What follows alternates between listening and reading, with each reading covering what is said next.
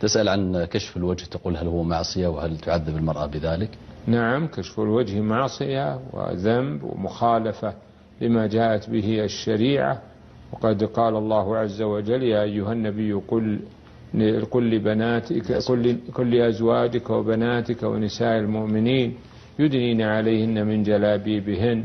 وقال تعالى: وليضربن بخمرهن على جيوبهن.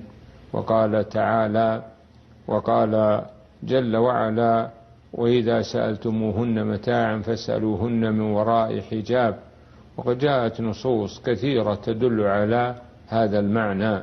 وبالتالي الوصية للجميع أن يتقربوا لله جل وعلا بالتزام أحكام الشرع، ولو كانت غير موافقة لأهوائهم ورغباتهم، ولو كانت غير سائدة في مجتمعاتهم.